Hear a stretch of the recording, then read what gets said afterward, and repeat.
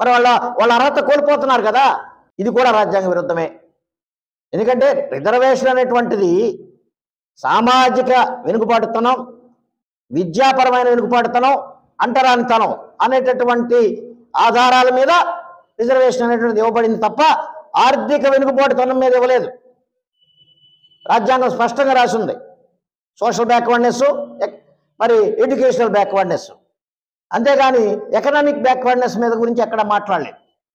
కాబట్టి ఇప్పుడు మీ supreme court judgement ఏం చెప్తుందంటే కొన్ని కులాలు వెనకబడిపోయినాయేమో వాటిని ముందుకు తీసుకెళ్లాల్సిన అవసరం ఉందని చెప్తున్నారు. కాబట్టి వెనకబడిపోయిన కులాలే ఇవన్నీ. 1100 కులాలు ఏవైతే ఉన్నాయో ఇవన్నీ కూడా వెనకబడిపోయినాయే. ఇవన్నీ కూడా అంటరాని కులాలే.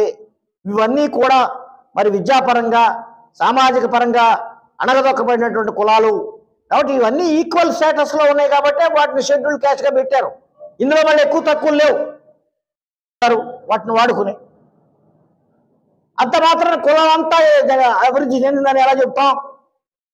కాబట్టి బీసీ రిజర్వేషన్ విషయంలో ఏబిసిడీలు చేసినప్పుడు సుప్రీంకోర్టులో పలానా కులం అది చాలా మంది అభివృద్ధి చెందారు కాబట్టి ఆ కులాన్ని బీసీ లిస్టులో తీసేయండి అని చెప్పి కొందరు కోర్టుకు వెళ్ళినప్పుడు సుప్రీంకోర్టు ఏం చెప్పిందంటే, ఇందిరా సహాని కేసులో ఒక కులంలో కొంతమంది వ్యక్తులు అభివృద్ధి చెందినంత మాత్రాన కులం అంతా అభివృద్ధి చెందిందని చెప్పడానికి వీలు లేదు.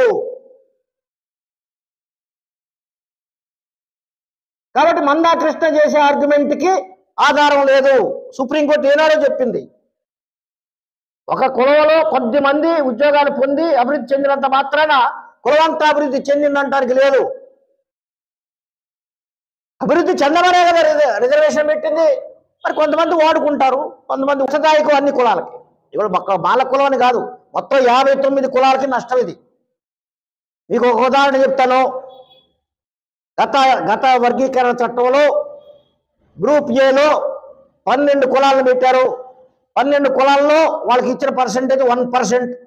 1% అంటే 100 పోస్టులు ఉంటే ఒక పోస్ట్ వస్తుంది వాళ్ళకి. ఆ ఒక్క పోస్ట్ని 12 కులాలు పంచుకోవాలి. ఎలా కుదురుద్ది అది?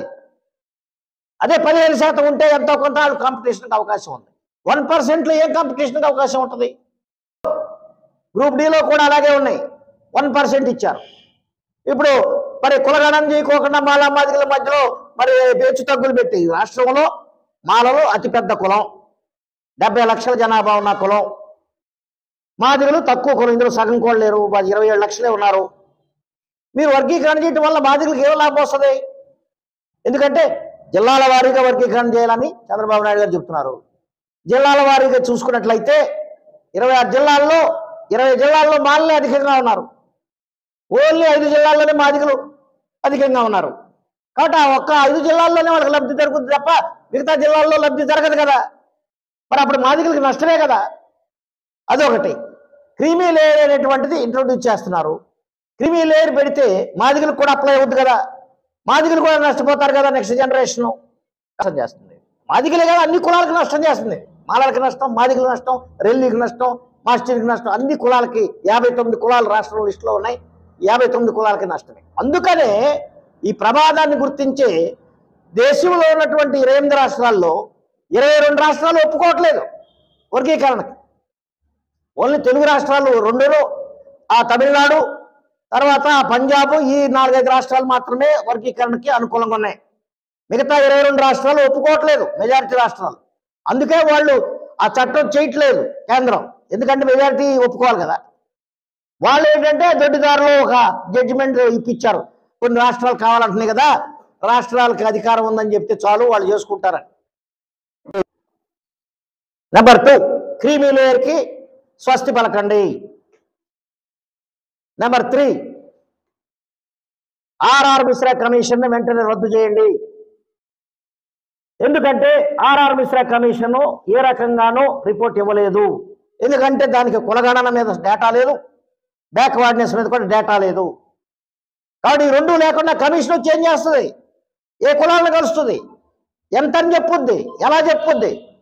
కాబట్టి కమిషన్ నియామకం చాలా ప్రీమెచ్యూర్, అది ఇప్పుడు చేయకూడదు. మీరు ఫస్ట్ కులగణన చేపట్టండి. సెన్ససే జరగల. 2011 డేటా ప్రకారంగా మీరు వెళ్తున్నారే తప్ప 2021లో సెన్సస్ జరగాలి ప్రతి 10 ఇయర్స్కి. 2021లో చేయలే మీరు. 2021లో చేయకోకుండా ఇప్పుడు 2024 కూడా అయిపోతుంది.